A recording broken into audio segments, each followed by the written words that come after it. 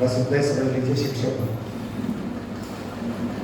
मैं क्या बताऊँ, मैं कहाँ पढ़ाता हूँ, क्या करता हूँ, लेकिन मैं अपनी कक्षा में भी कठोर होता हूँ और यहाँ भी कठोर हूँ।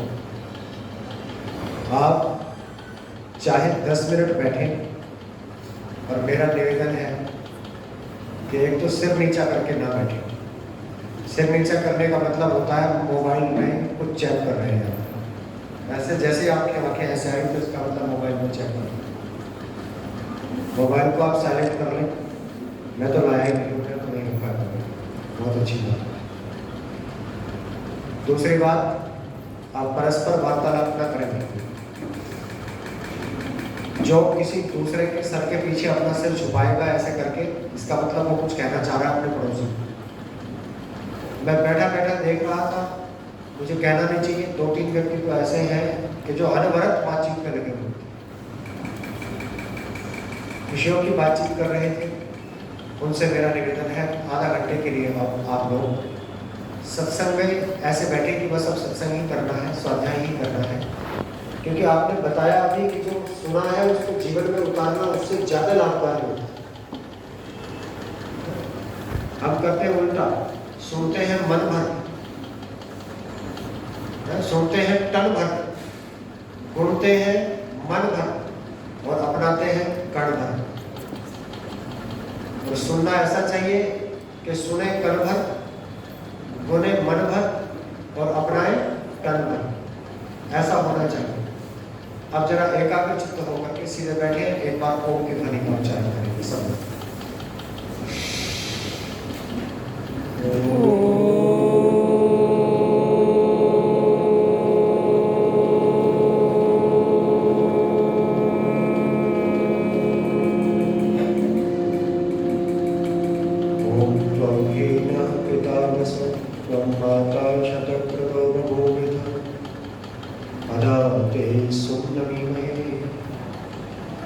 ओम नमो ब्रह्मणे नमस्ते वायु त्वमेव प्रत्यक्षं ब्रह्मासि त्वामेव प्रत्यक्षं ब्रह्म वदिष्यामि भूतं वदिष्यामि सत्यं वदिष्यामि तद्मामवतु तद्वक्तारमवतु अद्वामवतु वक्तारम्।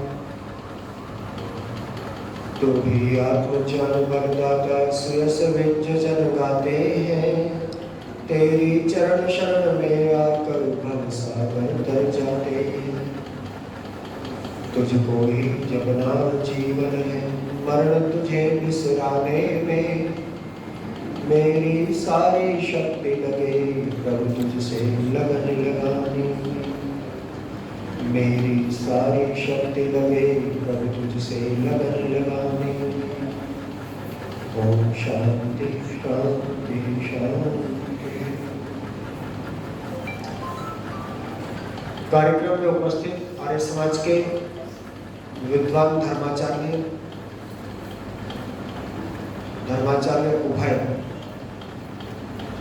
आदरणीय पंडित जानकी प्रसाद जी और पंडित राम कुमार जी, मंच पर विराजमान वेदों के विद्वान और जिनका धैर्य मुझे भी प्रेरित करता है, जो लगातार 3-4 घंटे तक मंच पर बैठे रह सकते हैं, ऐसे दृढ़ शरीर वाले विद्वान वेदवादी डॉक्टर वरुण जी, आर्य समाज के सभी पदाधिकारीगण, अभ्यागत आदरणीय अतिथिगण, धर्माभिलाषी भद्र पुरुषों, पूजनीय वंदनीय मातृशक्ति और प्यारे बच्चे, हम लोग अपने कार्यक्रमों में प्रतिदिन ऋषिवर देव दयानंद जी महाराज की जय जयकार करते हैं, महर्षि दयानंद जी की जय बोलते हैं। और जय बोलने का मतलब ये नहीं होता कि ऋषि दयानंद जी कहीं फौज लेकर के चढ़ जाएंगे और उनकी विजय हो जाएगी और उस राज्य पर कब्जा कर लेंगे। ऋषियों की, मुनियों की, सन्यासियों की जय उनके विचारों से हुआ करती। ऋषिराज तेज तेरा चहुओर छा रहा है, तेरे बताए पथ पर संसार जा रहा है। जैसे ही आज का समाचार पत्र खोला, मेरा हृदय बड़ा गदगद हो गया।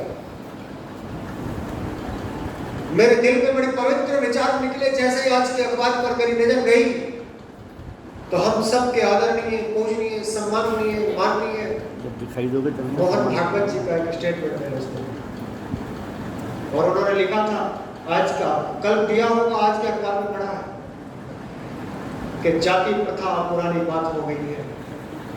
भारत के धर्म का हिस्सा नहीं है जाति प्रथा। भारत में वर्ण व्यवस्था थी जो कर्मों के आधार पर थी, और ये कहा हमारे प्रथम राजर्षि महर्षि मनु ने, जन्मना जायते शूद्रः संस्कारात् द्विजोच्यते। ये हमारी संस्कृति है। और पूजनीयों, आज इसको पढ़कर के मेरे हृदय में इसलिए प्रसन्नता हुई कि 150 वर्ष पहले ऋषिवर देव दयानंद जी महाराज ने जो घोषणा की थी, आज भारत का जनमानस उस बात को स्वीकार कर रहा है और मान रहा है कि जाति प्रथा हमारा हिस्सा है। आर्य समाज अपने जन्म से ही यही बात कहता आया है। सबसे पहले इंटरकास्ट मैरिज, सबसे पहले अंतर जातीय विवाह, सबसे पहले जाति तोड़ने के आंदोलन, सबसे पहले जाति छोड़ो के आंदोलन अगर किसी संस्था ने चलाया तो वो आर्य समाज ने चलाया। आज तक आर्य समाज के किसी विद्वान से किसी व्यक्ति ने आज तक नहीं पूछा कि आपका जन्म किस कुल में हुआ है, आज तक नहीं पूछा। मैं इतने वर्षों तक गुरुकुल में पढ़ता रहा, उसके बाद जब सर्विस लगी, जब नौकरी करने गया, तब उससे पहली बार पूछा गया कि आपकी जाति क्या है, और वो बड़ा शक पका, हमारे प्राचार्य जी ने मुझसे 2 बार पूछा, तो मैंने डरते डरते से उत्तर दिया कि अरे तुम ब्राह्मण होकर के ऐसे शर्मा रहे हो जैसे तुम कोई वो हो। मैंने कहा तो इसमें मेरा क्या तीर मार दिया, मैंने कहा मैं किसी ब्राह्मण कुल में नहीं, मैं जिस कुल में, मुझे कर्ण की वो बात याद आई जो महाभारत में लिखी महर्षि वेदव्यास ने, देवा यत्तम कुले जन्म बदा यत्तम तु पौरुषम। कर्ण कहता है कि जिस परिवार में जन्म होना है ये तो प्रकृति की व्यवस्था है, तो भगवान की व्यवस्था है, मेरे हाथ में तो मेरा पुरुषार्थ है। और वेद यही कहते हैं कि कृतम में दक्षिणे हस्ते जयो में सभ्य आहिता, तेरे दाहिने हाथ में कर्म की तलवार होनी चाहिए, विजयश्री तेरे बाएं हाथ पर रखी हुई मिलेगी, तुझे कोई रोक नहीं सकता। ये वेद का संदेश है। और आर्य समाज ने क्या किया, मैं आप सबको बताना चाहता हूं। ये घटना हालांकि मैंने पिछली बार भी बताई थी, मैं इस बार ये सोच के आया था कि पिछली बार जो बताया था वो इस बार नहीं बोलूंगा। मैंने ऑलरेडी से पूछा भी कि कोई ऐसी बात तो नहीं बोली जो मैंने पिछली बार भी बताई हो, वो इस बार भी बता दी हो। इन्होंने कहा मेरे ध्यान में तो ऐसा कुछ नहीं बताया, लेकिन अब मैं कह करके बता रहा हूं। ये मैंने पिछली बार भी बोला था, इस बार भी बोल रहा हूं, और इसलिए बोल रहा हूं क्योंकि ये अवसर के अनुकूल हो गए। तिरुपति का नाम आपने सुना हो। तिरुपति बालाजी दक्षिण भारत का एक सबसे बड़ा मंदिर है। तिरुमाला की पहाड़ियों में, और पूरे दक्षिण भारत के लोग बड़ी श्रद्धा से वहां पर जाते हैं। और तिरुपति में इतना चढ़ावा आता है, इतना दान आता है, और उस दान का इतना सदुपयोग होता है। दान आता ही नहीं, दान का इतना अच्छा सदुपयोग होता है कि एक मेडिकल कॉलेज चलता है, एक इंजीनियरिंग कॉलेज चलता है, विश्वविद्यालय चलता है, एक संस्कृत विश्वविद्यालय चलता है तिरुपति संस्कृत विद्यापीठ के नाम से, और एक वहां वेद पाठशाला चलती है। उस वेद पाठशाला में 700 बच्चे वेदों की शिक्षाएं ग्रहण करते हैं। लेकिन उस वेद पाठशाला का नियम था 2015 से पहले कि उसमें प्रवेश लेने के लिए किसी ब्राह्मण कुल में जन्म होना आवश्यक था। उस तिरुपति मंदिर ट्रस्ट का जो अधिकारी है वो एक IAS अधिकारी होता है, और कमिश्नर के बराबर पावर उसके पास होता है, मंडलायुक्त के बराबर। राजस्थान के किसी आर्य परिवार का एक नवयुवक वहां पर तिरुपति का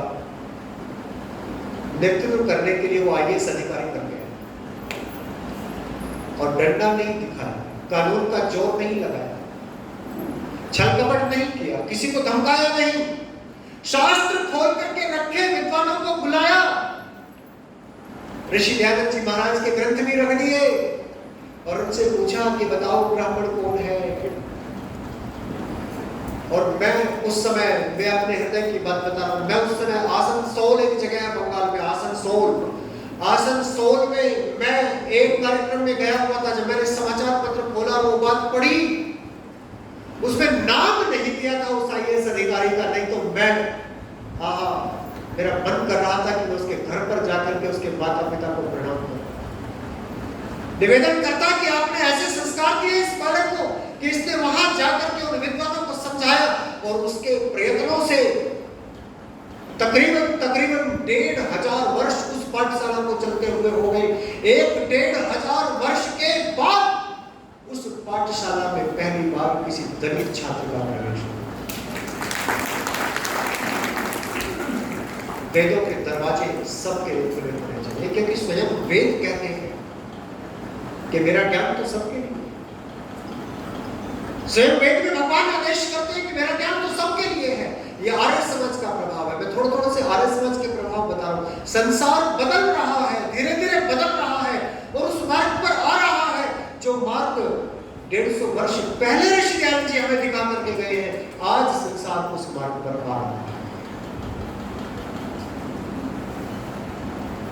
ये सब बहनें बैठी हैं, सब महिलाएं बैठी हैं और सारी पढ़ी लिखी है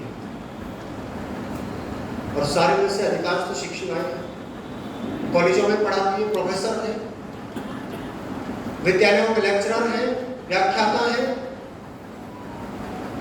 और अन्य भी शिक्षिकाएं हैं, शिक्षक भाई भी बैठे हैं।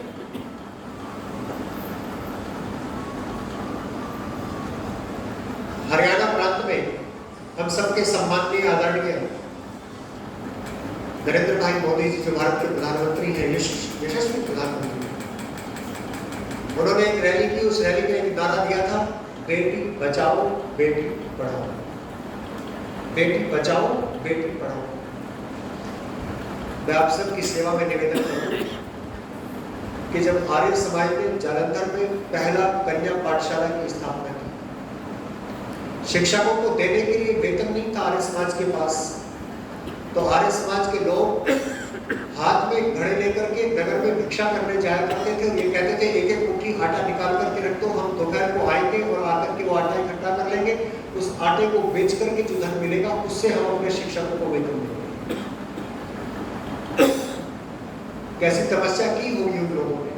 और जब वो विद्यालय चलने लगा, पहले साल में 5 बच्चियां उसमें आई। 5 क्यों आई 5 बच्चियां पहली बार उस विद्यालय में? इसलिए आई क्योंकि दूसरों लोगों ने नहीं, ईसाइयों के विद्यालय तो चल रहे थे लड़कियों के पहले से, मुस्लिम तो अब भी नहीं चलाते, ईसाइयों के पहले से चल रहे थे और दूसरे अंग्रेजी माध्यम के चल रहे थे, लेकिन कोई व्यक्तिगत धार्मिक संस्था के द्वारा चलाए जाने वाला वो पहला विद्यालय जो लड़कियों का था।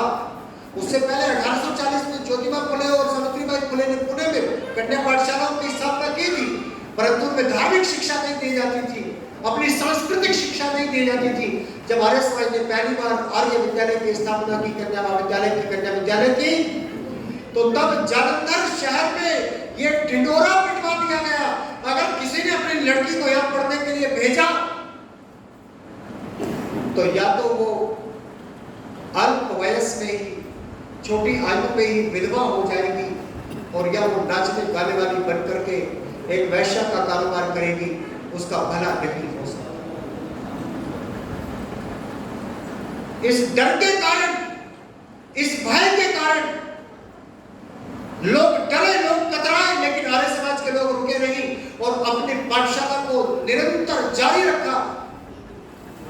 4 साल लग गए 100 बच्चे होने में, 4 साल। और आज आपकी जानकारी के लिए बता दूं, आज उस विद्यालय की जो छोटी सी नींव पड़ी थी, आज डीम्ड यूनिवर्सिटी का दर्जा है, महिला महाविद्यालय का दर्जा। आर्य समाज ने उस समय महिलाओं की एकता की बात की थी, जब महिलाओं को जो अपने आप को बहुत ऊंची संस्कृति का मानते हैं, विनम्री, उनकी संस्कृति में वोट डालने का अधिकार नहीं था, बैंक में खाता खोलने का अधिकार। 1894 में पहली बार न्यूजीलैंड में वोट डालने का अधिकार मिला। उसके बाद 1917 में लेनिन ने रूस में वादा किया था, अगर क्रांति में महिलाओं ने साथ दिया तो उनको वोट डालने का अधिकार होगा। रूस में, उसके बाद में ब्रिटेन में, उसके बाद में जर्मनी में आसपास दिया गया। 1840 में, 1940 में फ्रांस में दिया गया और अभी 2018 में सऊदी अरब में दिया गया। अभी तक भी कुछ देश ऐसे जब महिलाओं को वोट डालने का अधिकार नहीं है। जहां महिलाओं को वोट डालने का अधिकार नहीं था, उनको बैंक में खाता खोलने का अधिकार नहीं था, उनको नौकरी करने में, इंग्लैंड और अमेरिका जैसे देशों में अगर महिला नौकरी करती थी तो उसको आधे वेतन मिलता था। अगर पुरुष को 100 रुपए वेतन मिल रहा था, उसको 50 रुपए वेतन मिलता था। न जाने कितने आंदोलन महिलाओं ने चले। उस समय जब महिलाओं को कहा जाता था नारी नरकस्य द्वारम, मैं दूसरों की बात कर रहा हूँ, अपनी भी बात कर दो, नारी नरकस्य द्वारम, जब महिलाओं को कहा जाता था ढोल गवार शूद्र बस नारी, ये सब जाने उनके अधिकारी, जब महिलाओं को कहा जाता था नारी की छाया पड़े अंडा हो भुजंग, उनकी कौन गति जो नित नारी के संग, नाम नहीं लेता, उनकी कौन गति जो नित नारी के संग, जब ऐसा कहा जाता था उस समय एक ऋषि इस भारतवर्ष में आया, जिस ऋषि ने आकर के वेद की पुस्तक हाथ में लेकर के ये कहा कि बताओ कहां लिखा है महिलाओं को वेद नहीं पढ़नी चाहिए, बताओ कहां लिखा महिलाओं को अधिकार नहीं है बराबरी का। और पहली बार उस ऋषि ने, अगर आप लोगों ने विवाह की पद्धति ध्यान से सुनी हो, देखी हो, आमतौर पर यह होता है कि विवाह संस्कार में लोग नाच गा करके इतने त्रस्त हो जाते हैं कि विवाह के समय तक देखता ही नहीं कोई क्या होता है विवाह। आप सब मान्यवर लोगों से मैं निवेदन करता हूं, विवाह में आर्य समाज को छोड़ करके शेष जितने भी लोग हैं 3 फेरों में लड़की को आगे चलाते हैं, 4थे फेरे में लड़के को आगे चलाते हैं। आप पूछेंगे तो बताएंगे नहीं ये क्यों कर। मैंने बड़ा गंभीरता के साथ बड़े परिश्रम किया इस बात को पूछने के लिए। एक व्यक्ति ने बता दिया मुझे कि इसलिए करते हैं कि धर्म के कार्य में महिलाएं आगे, अर्थ के कार्य में महिलाएं आगे, काम तो इनके बिना हो ही नहीं सकता, संतानों का जन्म तो, लेकिन मोक्ष प्राप्ति का इनको अधिकार नहीं है, क्योंकि 4 फेरे होते हैं धर्म अर्थ काम और मोक्ष के लिए। 7 फेरे नहीं होते, 7 परिक्रमाएं वैसे हो जाती है, लेकिन 4 फेरे होते हैं, लावा फेरे जिनको बोलते हैं वो 4 ही होते हैं, धर्म अर्थ काम और मोक्ष के लिए। तो 4थे फेरे में लड़की को पीछे कर देते हैं कि मोक्ष प्राप्ति का इसका अधिकार नहीं है, इस जन्म में केवल अपने पति की सेवा करे, अगले जन्म में यदि पुरुष का जन्म मिल गया तो तब मोक्ष की साधना के लिए, भगवान की प्राप्ति के लिए पुरुषार्थ करेगी। इस बात के लिए पीछे कर देते हैं। और समाज ने अपने जन्म से इस बात का विरोध किया। तो मुझसे किसी ने पूछा कि आप तो 4 फेरों में महिला को पीछे चलाते हो, आप कैसे कहते हो ये बात? उन्होंने कहा नहीं, हमारा हरेक पुरोहित, हमारा हरेक विद्वान जब फेरे कराता है तो सबसे पहले यही बात बताता है कि धर्म अर्थ काम और मोक्ष की प्राप्ति के लिए हाथ पकड़ करके तुम दोनों को कदम से कदम मिला करके एक साथ चलना है, ना कोई आगे ना कोई। और एक बात, इस दुनिया में केवल आर्य समाज एक संस्था है। मैं आप लोगों के लिए निवेदन करूं, आदरणीय रवि भाई साहब बैठे हुए हैं, उनको बड़ा दर्द हो रहा था, लेकिन उसके बावजूद आए। मैं इनकी हिम्मत को नमन करता हूं, मैं इनकी हिम्मत को नमन करता हूं। और मैं आप लोगों से निवेदन करना चाहता हूं, केवल आर्य समाज एकमात्र संस्था, विवाह में एक परंपरा होती है। विवाह आर्य समाज में और सनातन धर्म की विधि में कोई फर्क नहीं है, क्योंकि विवाह तो गृहसूत्रों के आधार पर कराया जाता है। विवाह कोई आर्य समाज की विधि तो नहीं है, विवाह तो गृहसूत्रों की विधि है, पारस्पर गृहसूत्र की विधि है। वैसे पारस्पर में जो लिखा है उसी विधि से हम कराते हैं, उसी विधि से हर एक सनातन धर्म का व्यक्ति विवाह कराता है। ये अलग बात है कि वो उस विवाह की विधि का पालन करते हैं या नहीं, लेकिन हम गर्व से कहते हैं कि हम पूरी विधि का पालन करके विवाह। उसमें एक परंपरा आती है, इसको हृदयालंब बोलते हैं। हृदयालंब का मतलब होता था स्त्री पुरुष के हृदय पर हाथ रख के ये प्रतिज्ञा करती थी कि मम हृदयम ते हृदय दधामि मम चित्तम अनुचित्तम तेस्तु मम वाचम एक परस्य प्रजापतिस्त्वनियुक्तनय्यम। मह्यम, भगवान ने तुझे मेरे लिए बनाया, इसलिए आज से मैं अपने मन को तेरे मन में सौंपती हूँ, अपने कर्मों को तेरे कर्मों में सौंपती हूँ, अपनी वाणी को तेरी वाणी में सौंपती हूँ, अर्थात मन वचन और कर्म तेरे अनुकूल चलूंगी, ऐसा मैं समर्पण करती हूँ। ये हृदयालंब की प्रक्रिया होती थी। वारे मेरे ऋषि केवल ऋषि जैनों एक अनोखे व्यक्तित्व थे, जिन्होंने पारस्पर गृहसूत्र की पद्धति में एक पंक्ति और जोड़ दी और कहा कि ऐसा ही समर्पण पुरुष भी करेगा।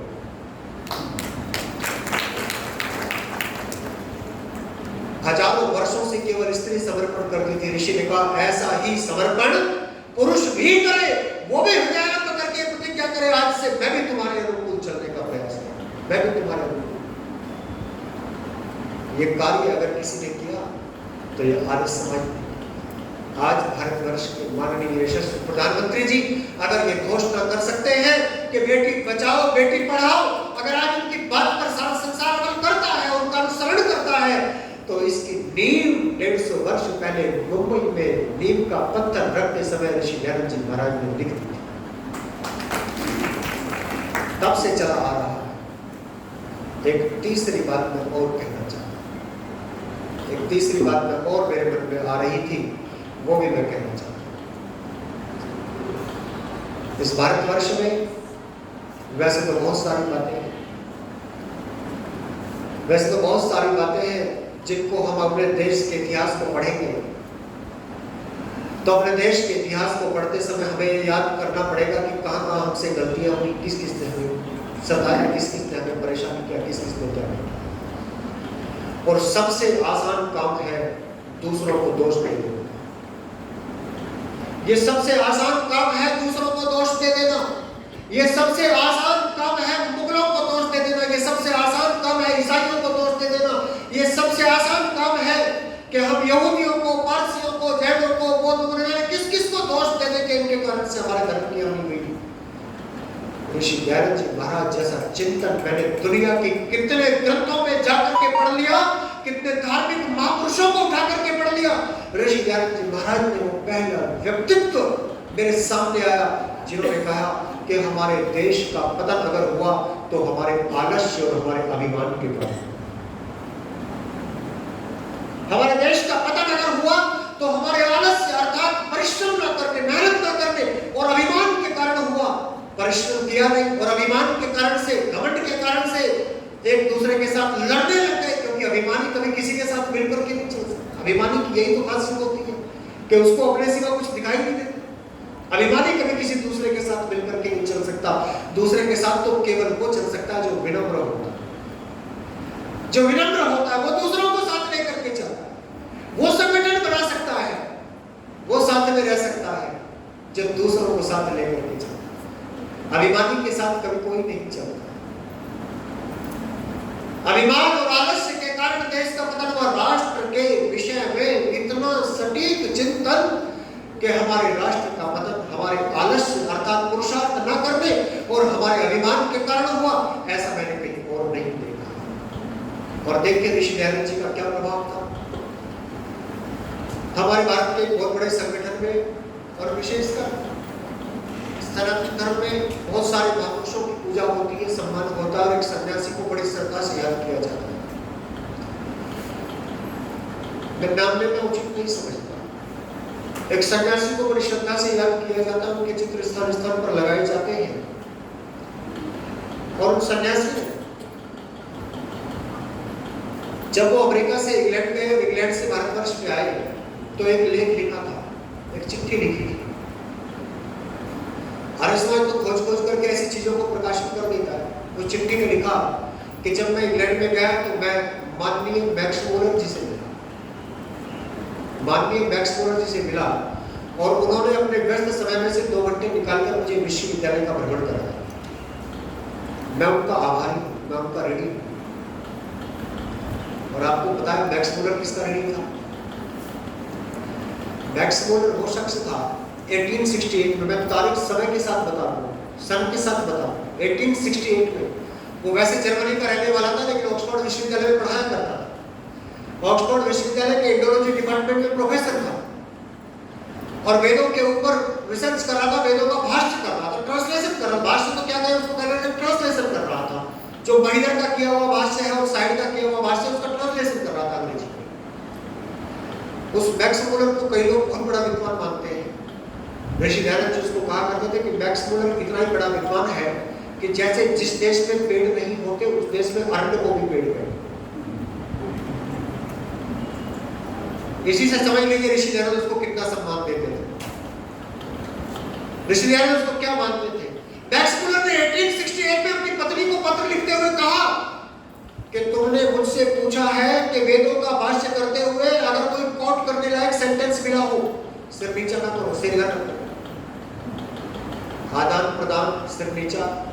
यहाँ देखिए, जब तक आप देखोगे नहीं मैं ले लो क्या देखिए। 68 में अपनी पत्नी को पत्र लिखते हुए मैक्स मूलर ने लिखा कि तुमने मुझे लिखा है कि वेदों का भाष्य करते हुए अगर कोई कोट करने लायक, अगर कोई सुनने लायक, अगर कोई कहने लायक कोई पंक्ति आई हो तो मुझे पत्र लिखना। मैक्स मूलर लिखता है अपनी पत्नी को कि दुर्भाग्य से मुझे लिखना पड़ रहा है कि वेदों में एक वाक्य भी ऐसा नहीं है जिसको मैं तुम्हें बता सकूं।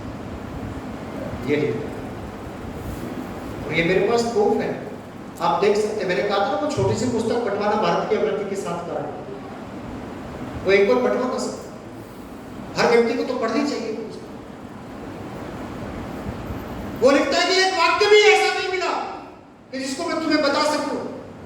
फिर उससे अगले पत्र में और लिखता है, और दूसरे पत्र में उसी साल 1868 में लिखता है कि अगर मुझे दुनिया के धर्म ग्रंथों को क्रम से लगाने का मौका मिले तो सबसे पहले मैं न्यू टेस्टामेंट को रखूंगा, उसके बाद ओल्ड टेस्टामेंट को रखूंगा, उसके बाद कुरान को रखूंगा, उसके बाद त्रिपिटक को रखूंगा, उसके बाद जद्देवस्ता को रखूंगा, और यदि मुझ पर कोई बहुत दबाव डाले तो मैं सबसे अंत में वेदों को, ये लिखता है कि अगर कोई मुझ पर बहुत दबाव डाले तो मैं सबसे अंत में वेदों को रखूंगा। उसके बाद 1870 के आसपास ऋषि दयानंद जी ने वेदों का भाष्य करना प्रारंभ किया, और जब वेदों का भाष्य प्रारंभ करना शुरू किया तो वो किताबों के रूप में नहीं छपा था, वो मासिक एक मैगजीन के रूप में छपा करता था, एक हर महीने पत्रिका के रूप में छपता था, उसके 10 पन्ने, 20 पन्ने, 50 पन्ने जितने बन जाते थे उतने छपवा दिया करते थे, और उसके ग्राहक बनाए गए, कोई 2 आने का, कोई 4 आने का, कैसे कैसे ग्राहक बनाए गए उसके। उसमें एक ग्राहक मैक्स मूलर ने बना। मैक्स मूलर ने ऋषि दयानंद जी का भाष्य पढ़ना शुरू किया, और ऋषि दयानंद जी के प्रथम मंत्र का जो नमूना भेजा उन्होंने, अग्नि मीड़े पुरोहितम यज्ञ सदेव मृत्युंजयम होतारम नृत्यात्मम, उस पर 4 लोगों ने आपत्ति जताई, 4 लोगों ने, जिन 4 लोगों ने आपत्ति जताई उनमें एक मैक्स मूलर भी था। उसने पत्र लिखा ऋषि दयानंद जी को, ऋषि दयानंद जी ने उसको उत्तर लिखवाया शांति कृष्ण वर्मा से, अंग्रेजी में उत्तर लिखवाया उसको बोल बोल करके, उसका उत्तर दिया, और उसके बाद वो लगातार उनको पढ़ता रहा, उनको पढ़ने लगा, और उसको पढ़ने के बाद 1893 के आसपास जब वो रिटायर हो चुका था, आईसीएस के अधिकारी जो चुने गए थे उनको भारत भेजा जाना था, उससे पहले कैम्ब्रिज विश्वविद्यालय में उनका एक कोर्स चल रहा था, उनका एक ट्रेनिंग चल रही थी, उसमें मैक्स मूलर को व्याख्यान देने के लिए बुलाया गया कि भारत के बारे में बहुत जानते हैं। आप सुनिएगा ध्यान से, अगर आपको ऋषि दयानंद जी के प्रति तनिक भी श्रद्धा है तो इस वाक्य को आप जरूर सुने। जब मैक्स मूलर बोलने के लिए खड़ा हुआ तो मैक्स मूलर ने खड़े होकर के ये कहा कि अधिकारियों, आईसीएस, उस समय आज के आईएएस की तरह होता था, आईसीएस, नेताजी सुभाष चंद्र बोस आईसीएस किया था और छोड़ दिया था, उससे पहले एक और थे बंगाल के व्यक्ति जिन्होंने सबसे पहले भारतीय होकर के आईसीएस की परीक्षा पास की थी। उन आईसीएस अधिकारियों को संबोधित करते हुए मैक्स मूलर कहता है, अगर इस दुनिया में सभ्यता के ऊंचे शिखर को जानना चाहते हो, अगर दुनिया में मानव इतिहास के मूल को जानना चाहते हो, और अगर इस दुनिया में सर्वश्रेष्ठ इंसान कैसे बन सकता है इसके आधार को जानना चाहते हो, 3 बातें कहते हैं।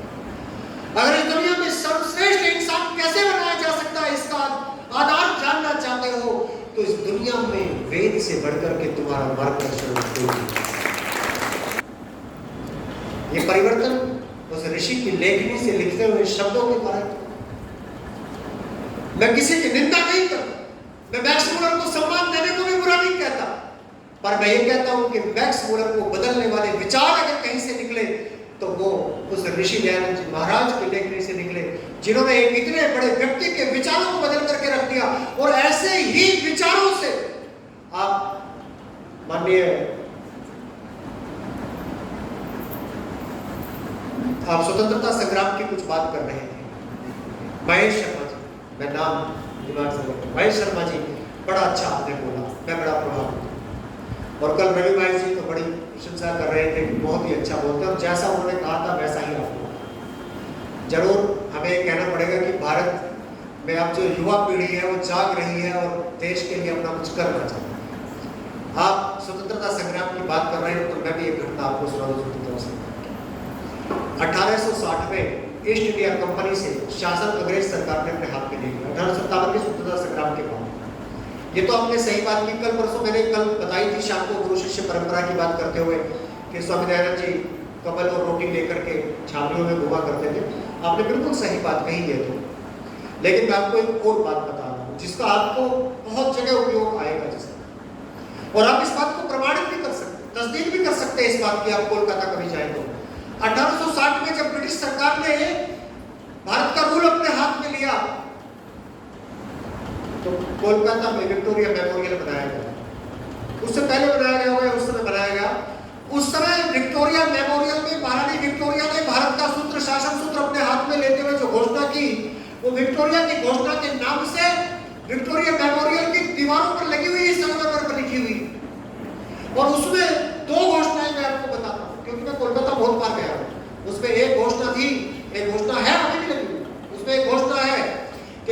विक्टोरिया ये घोषणा करती है कि भारत में कानून का राज्य हो।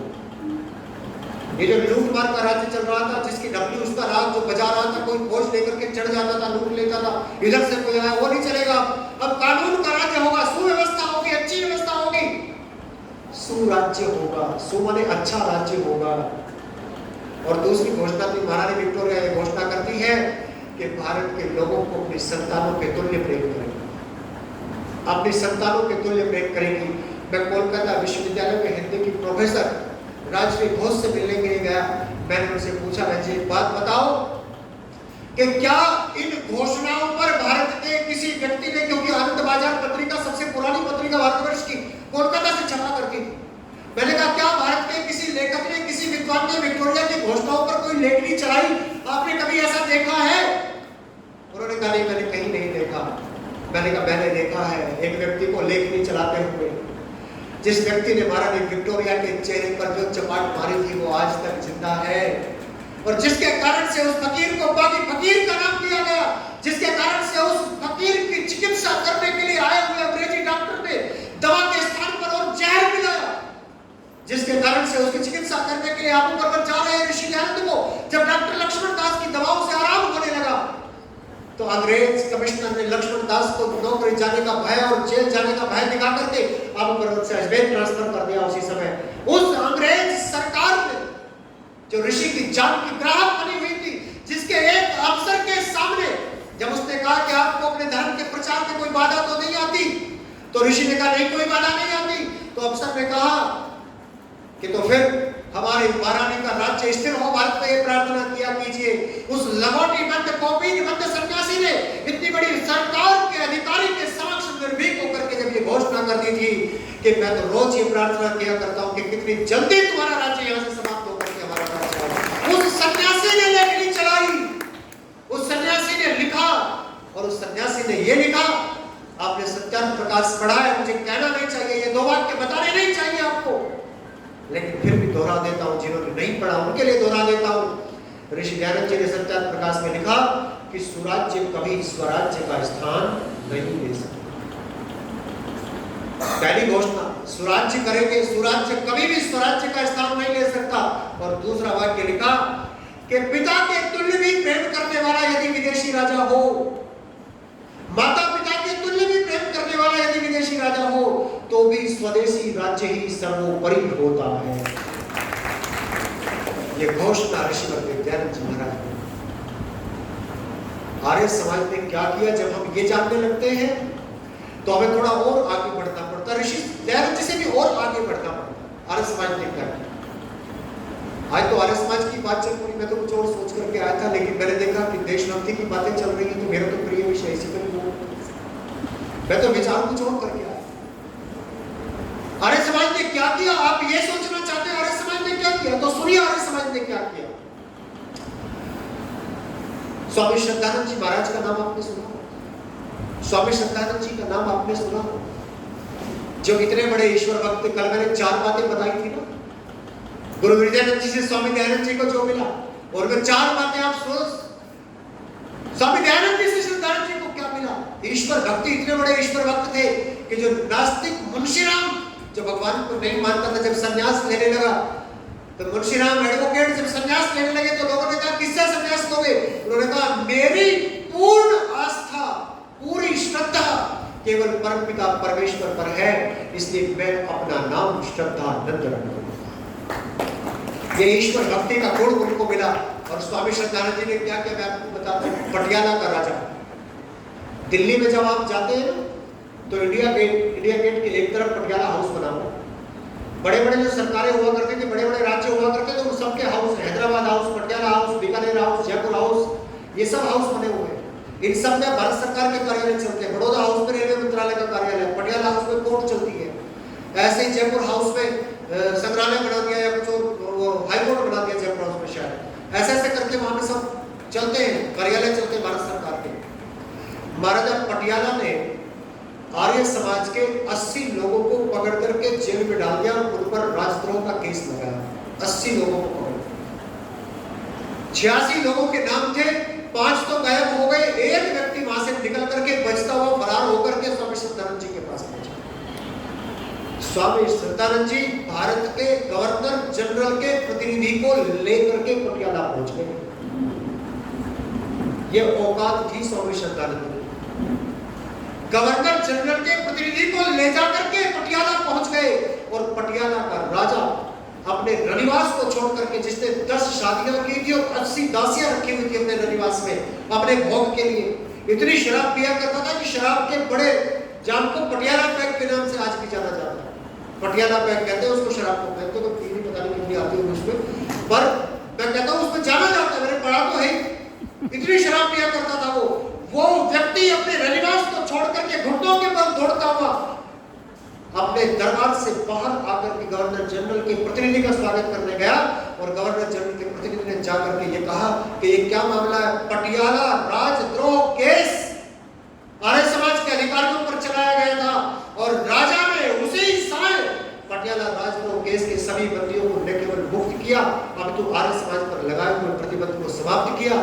ये आर्य समाज का कार्य था, ये आर्य समाज का कार्य था। धौलपुर सत्याग्रह, धौलपुर के राजा ने आर्य समाज मंदिर को तुड़वा करके बैंक बनवा दिया था और जहां आर्य समाज की यज्ञशाला थी वहां पर आदेश दे दिया कि यहाँ पर मजदूरों के लिए शौचालय बनवा दो। यहाँ पर धौलपुर में आर्य समाज ने, राजस्थान में धौलपुर में सत्याग्रह किया। सत्याग्रह करने के बाद आर्य समाज मंदिर की जहां यज्ञशाला थी वो भूमि सुरक्षित रखी गई, यज्ञशाला में रखी गई और आर्य समाज को जितनी जगह बैंक बनाने के लिए आर्य समाज के लिए गई उससे 5 गुना ज्यादा जमीन धौलपुर के राजा ने उसके सामने की तरफ आर्य समाज को आर्य समाज मंदिर बनाने के लिए प्रदान की। ये आर्य समाज ने, आर्य समाज ने क्या किया?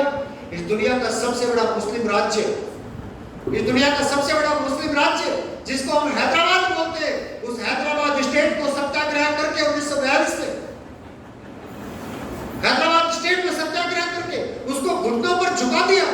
घुटनों पर झुकाने के बाद इस दुनिया के इतिहास में वो पहला शख्स, ये मैंने कल घटना सुनाती थी आपको हैदराबाद सत्याग्रह की, ज्यादा नहीं सुनाऊंगा कैसे सत्याग्रह किया आर्य समाज ने। वो पहला सत्याग्रह के जिसके खिलाफ सत्याग्रह किया गया उसी से सत्याग्रह की राशि वसूल की गई। 15 लाख रुपए आर्य समाज ने हैदराबाद के नवाब से हर्जाना वसूल किया सत्याग्रह करने के लिए। ये किया आर्य समाज ने। लोहारू के नवाब ने सत्याग्रह प्रकाश पर प्रतिबंध लगा दिया। लोहारू के नवाब ने आर्य समाज पर प्रतिबंध लगा दिया। आर्य समाज इकट्ठे होकर लोहारू के नवाब के यहाँ पहुंच गए।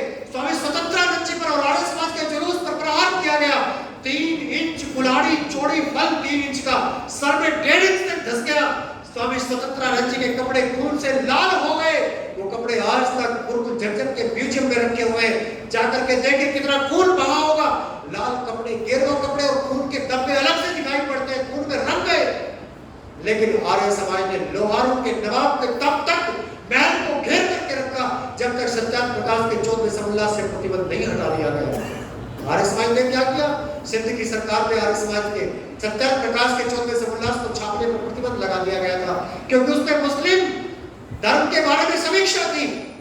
आर्य समाज ने हाई कोर्ट का आश्रय लिया, सुप्रीम कोर्ट का आश्रय लिया और जितनी मुस्लिमों की पुस्तकें थी, जितनी मुस्लिमों की पुस्तकें थी वो सारी उठा करके एक का अनुवाद करवा करके कोर्ट में ये साबित किया कि ऋषि दयानंद ने जो लिखा वो अक्षर से सत्य लिखा है। हाई कोर्ट ने, सिंध हाई कोर्ट ने वो प्रतिबंध समाप्त किया। सिंध की रियासत को मजबूर होकर के अपना आदेश वापस लेना पड़ा। आर्य समाज ने क्या किया? अगर ये जानना चाहते हो तो इतनी सारी बातें हैं, मैं कितनी बताऊंगा। मेरे पास तो भरा पड़ा है। आर्य समाज ने क्या किया? आर्य समाज ने गौरक्षा आंदोलन, जब गौरक्षा आंदोलन चला स्वामी करपात्री जी के नेतृत्व में, शायद आपको ये जानकारी नहीं होगी कि जब करपात्री महाराज के नेतृत्व में आर्य समाज गौरक्षा आंदोलन चलाया गया, उस समय स्वामी करपात्री जी महाराज के साथ संसद के भवन तक पहुंचने वाला कदम से कदम मिलाकर के जब लाठियां चल रही थी, गोलियां चल रही थी, सन्यासियों को उठा करके बसों में भर के जेलों में बंद किया जा रहा था, उस समय कोई और नहीं था, आर्य समाज का एक सन्यासी जो सांसद भी था, स्वामी रामेश्वरानंद जी।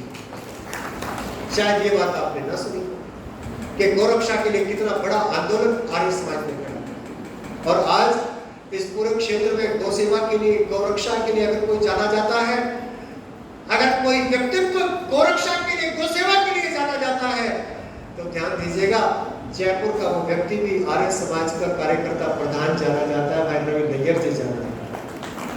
ये आर्य समाज का कार्य है। कितने कितने कार्य मैं गिनाऊं आर्य समाज के, कितनी कितनी बातें मैं गिनाऊं आर्य समाज की। माता जी का कितनी कितनी बातें मैं गिनाऊं आर्य समाज के, आर्य समाज ने क्या किया, ये सारी बातें चलती रहेंगी।